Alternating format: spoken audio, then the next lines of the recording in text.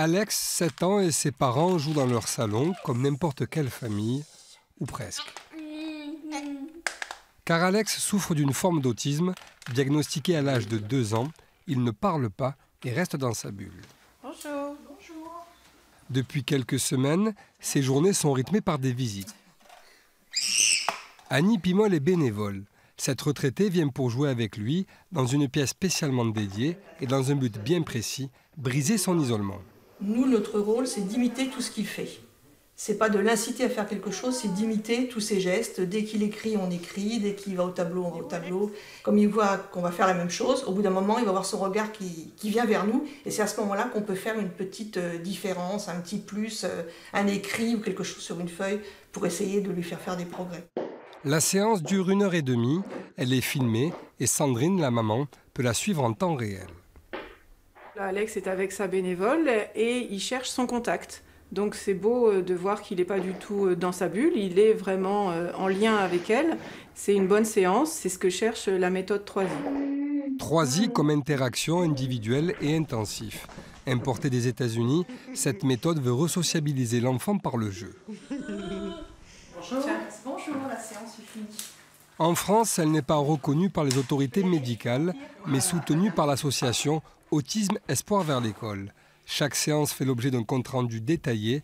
Le travail est suivi à distance par une psychologue. Elle nous suit depuis 6 semaines.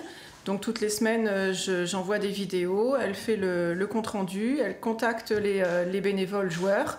Et ça permet de voir l'évolution d'Alex et de pouvoir recadrer le mode de jeu. Pour Alex, les séances s'enchaînent tout l'après-midi. Annie est remplacée par l'une des 27 bénévoles. Auxiliaire de vie scolaire, Béatrice accompagne des enfants autistes au quotidien dans son travail. Ici, elle découvre Alex et la méthode 3I. Il faut du temps quand même pour s'adapter, pour l'enfant et puis lui dans l'autre sens pour nous aussi, quoi. Et là, ça commence à être déjà beaucoup mieux. La dernière fois, j'ai pu jouer au cube avec lui, on a eu un échange, quoi. Qu'avant, c'était plus des cris, des choses, moins de jeux entre nous, quoi. Même s'il n'a pas une vie tout à fait comme les autres enfants de son âge, Alex va tous les matins à l'école, en grande section de maternelle. C'est très important qu'il reste avec ses semblables et puis qu'il profite au maximum de la vie en collectivité, qu'il ne soit pas séparé de tout contact humain avec les autres. Il aime bien le quad et puis ça le fait rire, donc c'est un moment particulier entre nous, quoi. Donc il y a toujours des petits regards, des petits rires, il y a toujours un petit truc qui fait qu'à un moment donné, il y a quelque chose qui se passe. Pour les parents d'Alex, en seulement quelques semaines, leur enfant a déjà changé. On voit Alex beaucoup plus ouvert.